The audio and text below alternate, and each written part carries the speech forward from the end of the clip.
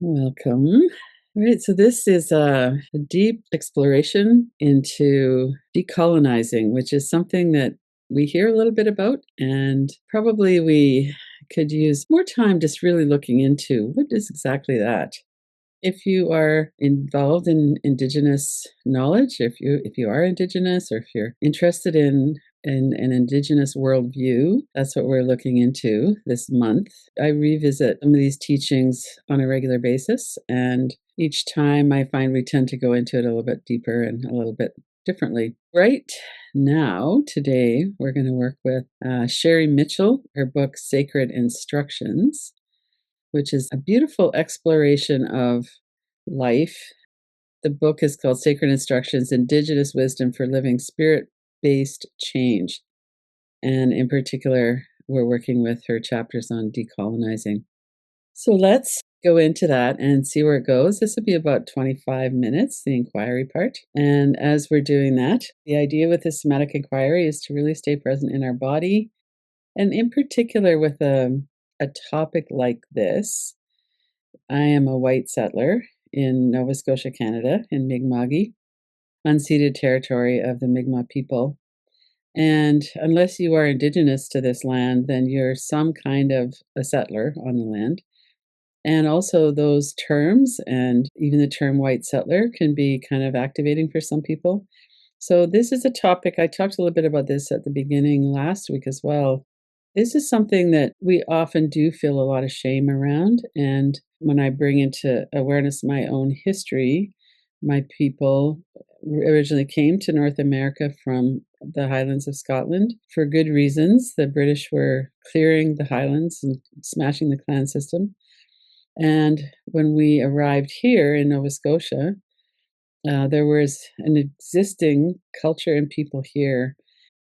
The British and French colonized most of North America and the Spanish as well. So we have that history that seems like it might be a long ways in the past, but it actually really still affects us. So it's an ongoing system. There's so many different ways that we could look into that and so many nuances, but there's also a really obvious structure of colonization. And these patterns of control live in institutions, cultures, and within our own minds. So that's really what I'm interested in exploring together is how do these patterns of colonization come forward? How do they show up in our life today in the way we think in particular?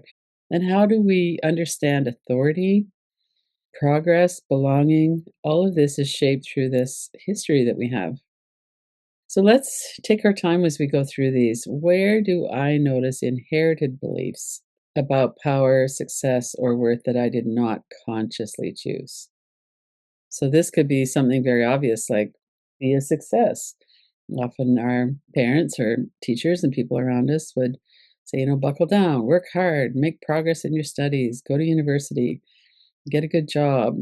So our belief about success comes from conditioning, so societal conditioning. And our conditioning comes from a belief structure, and in this case, we're talking about colonization. How does your experience with power shape your life now? So, as children, especially, we're not in a position of very much power. We don't have much agency. We also live in a culture where a lot of people feel very unworthy, unlovable, especially if we don't kind of fit that mythical description of, the top 1%, top 3%. We don't have all the trappings of success, for instance. And we might have a lot of judgment from others, and we might also be judging ourselves. So let's just take a minute. What's going on for you? And then as you look, maybe pick one of those. And does that feel like that's deeply aligned with your own values, or does that feel like that's something that you just soaked in from the culture, from your conditioning? So I live in a tiny house off grid, and some people think that's really cool. I do. I have a very low environmental impact. But other people look at that and they go, she lives in a 12 by 16 house without running water. And they think off grid that I'm living with candles in the dark or something. It's not actually how it is. I've got solar power. I live pretty well, actually. But I notice the judgment. So with my values, I feel in alignment with my values, but not everybody would. So what's an example in your life where you feel like maybe you ride your bicycle a lot, or maybe you are engaged in something that's really important to you, some kind of social justice? What feels aligned with your values that might not fit in what society is saying is the right thing?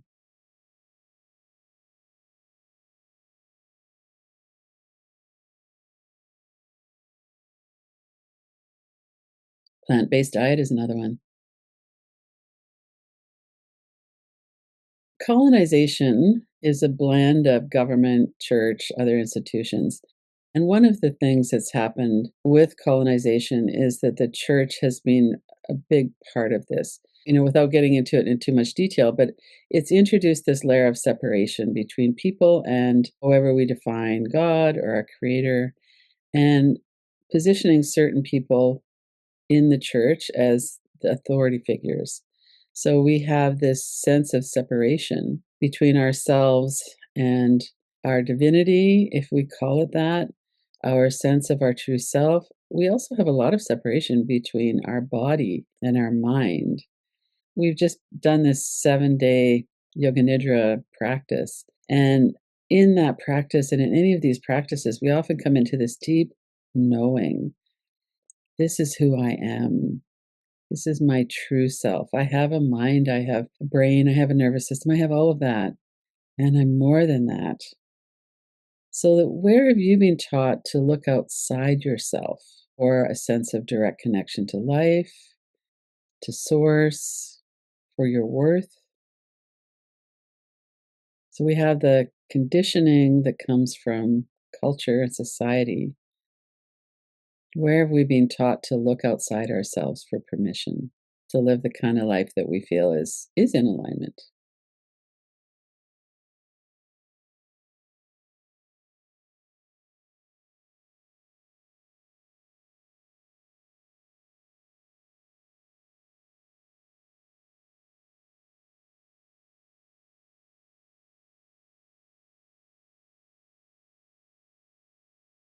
And be as specific as you can. Really kind of take the thread deeper in one area.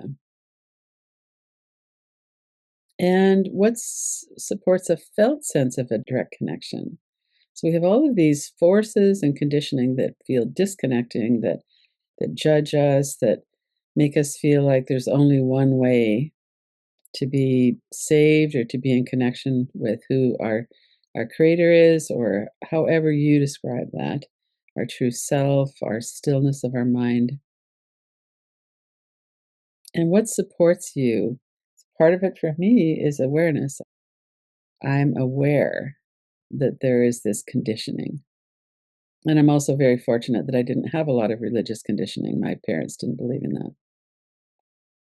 So, how are you supporting yourself as a more direct connection? And it might be getting out and talking to the trees, or being in nature, or whatever that might be for you. What supports that direct connection? And let's feel into that for a moment.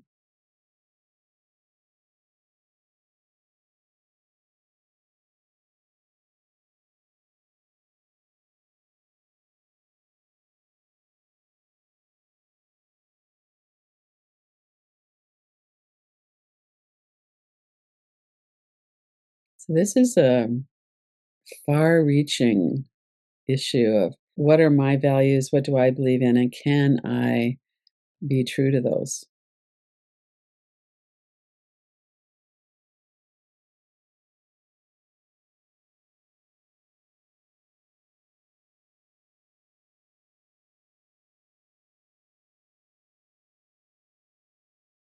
And let's look into food systems. Someone mentioned plant-based food. So when we look at our food system as a system, we used to have many people had gardens. We had small family farms. I know a lot of us like to buy local whenever we can. There's a lot of local farms in this area, and I try to do that. But there's been a huge shift from small food local based systems to this agribusiness, this large scale. And when we look at water, it's a similar thing. These big companies get the water very cheaply, they bottle it, they sell it back to us. And a lot of people around the world and in our own communities don't necessarily have safe access to safe drinking water. Pollution is another one. The air is shared by everyone. And so, how can we kind of just decolonize? So, the radical here is decolonizing means reversing the destruction of life for profit and restoring life as the highest value. So how does that sit? Decolonizing means reversing this destruction of life for profit and restoring life as the highest value for ourselves and for others, for other people, for other beings, for nature. There's been some interesting things lately about the bees were just given status as a protected um, a species to be considered when making development decisions in a country in South America. So this is a big, huge topic. And then let's sit with that for a minute. How does that feel in your body? Take a breath. And then let's go really specific again, because as we get more specific, it feels less overwhelming. And also, we can also acknowledge there are some things we're already doing. So, how do my daily choices relate to systems that support life or that harm life? And what does that mean on a practical basis? To place the value of life first, what does that mean? What are some of the ways that we might change things for ourselves and in our communities? Place the value of life first.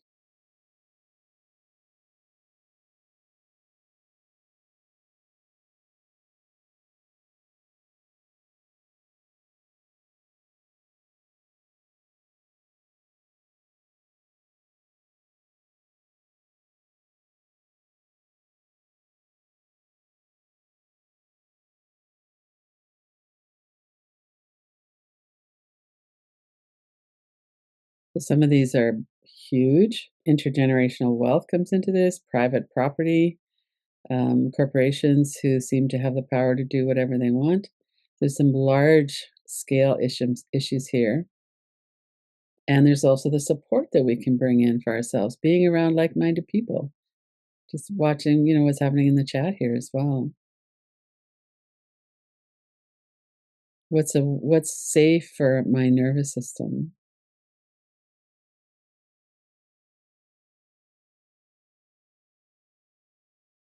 And sometimes we can get really specific. Maybe our ancestors have done harm and now we can make some reparation. And it might be a direct harm, it might be just the generational, what is my privilege and how could I work with that in a way that I feel is in alignment and in integrity? We could take responsibility here, and we could do that without shaming ourselves. So if we have choices that we're making that we feel like, well, that could be more in alignment, I'm going to try and work in that direction. The most likelihood that that's going to happen is if we're not shaming ourselves. Maybe it's an awareness, before I, make a decision about what I'm going to put into my grocery cart, I'm going to make some small changes so that it's a little bit more in alignment and then a little bit more. Maybe you're going to have a garden this spring. There's so many different things that we can do.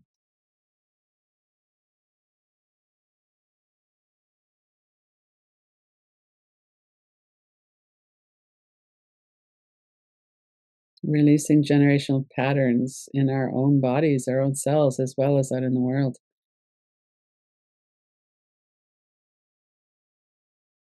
So these food systems, and one thing that I find really encouraging at times is to look at all of the different ways that individuals are making a difference. So sometimes it's a really rich person, some rich guy bought, millions of acres in the Amazon from a logging company and then shut down the logging. The guy who started Trader Joe's, he retired and then he started this whole system of getting good, nutritious, low-cost food into food deserts. He started in Boston. So there are a lot of people who are doing wonderful things. So we could give ourselves some credit for just being part of this system. And now, as we're waking up, and I don't mean we're just waking up, this is a journey for all of us. Many of us have been on this for decades. But as we're becoming more and more aware, then we can lean into what could I do? And so, if there is shaming going on here, try to see that in perspective, and that's not going to help. Responsibility, yes, but not shaming.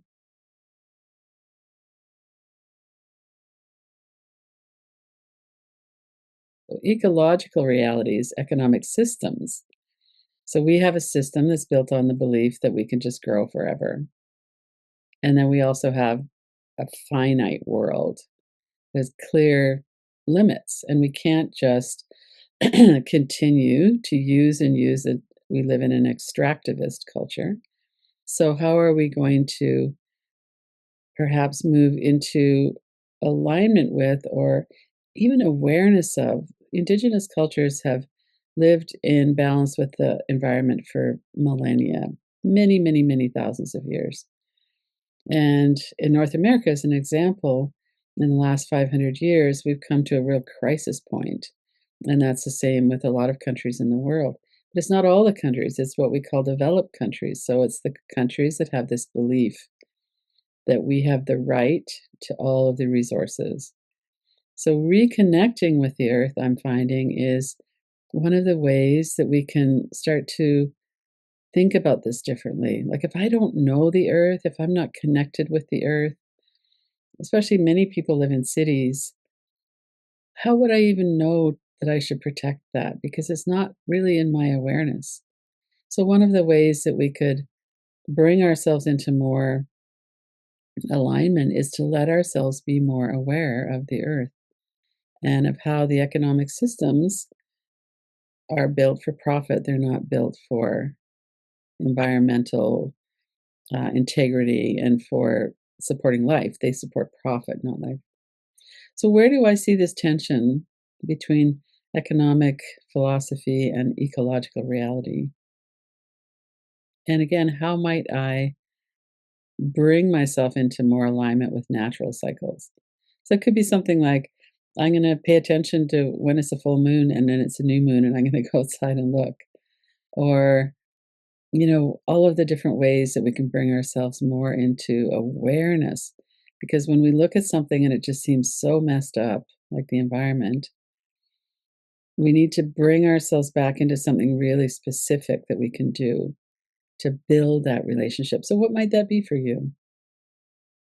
Reading about Indigenous cultures is very helpful.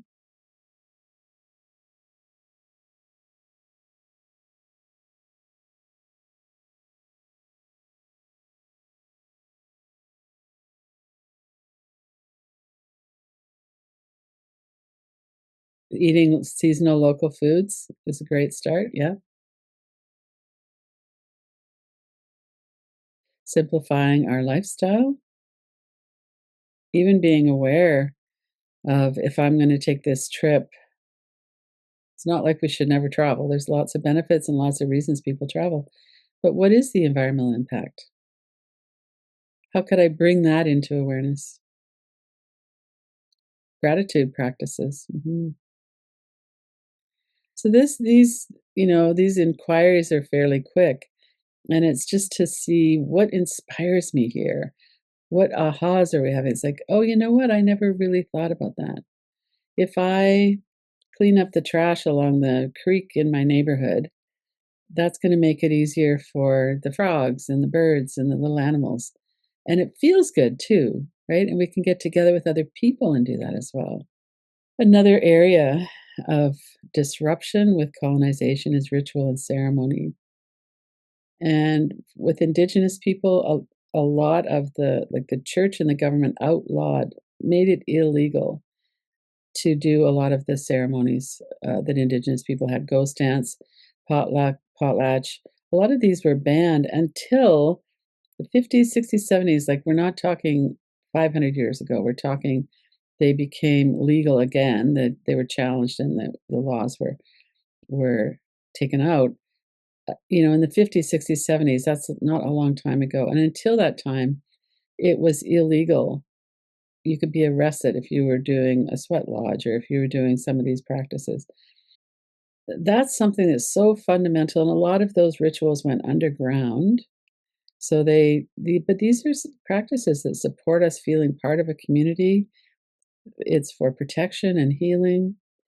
And so that's part of this is just acknowledging if that wasn't important, they would have been left alone.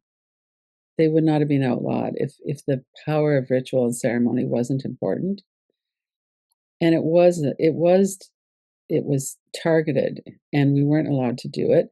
And now we are again. But it's still maybe not, it still might be trivialized. It might be seen as some savage kind of a thing. So there's still maybe a lot of thoughts about that and a lot of experiences and lots of anger around these, residential schools and a lot of what happened to Indigenous people in North America. The stated purpose was to take the Indian out of the child. That was the stated purpose. So they weren't allowed to speak their languages, they cut their hair, they removed them from their families and communities. And so there's this really big, hard impact of colonization around this important area. So let's kind of honor that's here. And what can you do now? What rituals help to support you to feel more connected or grounded? Many of us have relationships with trees. We might hug a tree or breathe in the oxygen in a forest, or many of us have these relationships with nature. What else comes to mind of rituals or ceremony that would help you feel more grounded, more whole? What do you already do? And one thing that's really obvious here too is that we might educate ourselves. If we're not Indigenous, we might educate ourselves about some of the practices and ceremonies and to honor them. I know many Indigenous communities have powwows, and they very much welcome white people or people who aren't Indigenous to come and celebrate their culture with them and celebrate their rituals. So that's also an option for many people. And then the last slide we're going to look at is this dependency. And this is something that I think we could spend a little bit more time with. So maybe we'll work with this again next week as well. A dependent society is trained to believe it can't solve its own problems. We have all these paternalistic systems that teach obedience, and that's church, government, education systems. And this means that we are surrendering our power, our personal responsibility. And we can see that how, well, that's such a big problem. I can't do anything about that. I can't do anything about racism. I can't do anything about colonization. I can't do anything about the fact that we stole their land. I can't do anything about. So we often just really feel powerless and like we don't have any agency. And this is the quote from Sherri Mitchell's book. When we give away our power to manage our lives, we also give away our power to change them. So, where do I notice habits of compliance? Where am I in that kind of paternalistic system of I'm passing that responsibility over to the system, to the government, to whoever that is? And we all know that that's not working. On many levels, there are very ethical people at local, state, and some federal that have a lot of ethics and that are really doing a good job. And it's also not a system that's set up to support life, it's a system that's set up to support profit. So, how can we kind of work with this? So, I'm going to leave this here as something that we can work with this week in our own heart. What would it look like to reclaim responsibility for my choices, my values, my actions? And a lot of it we've already been kind of reflecting on here. Buying local, eating a different way, um, all the different ways that we're already coming more back into connection with ourselves. And how could we look at this now through this lens of colonization and dependency and paternalistic systems? And what happened here? Like how can we support ourselves and each other in coming back into more power to change our life and to be in alignment with who we are and how we feel?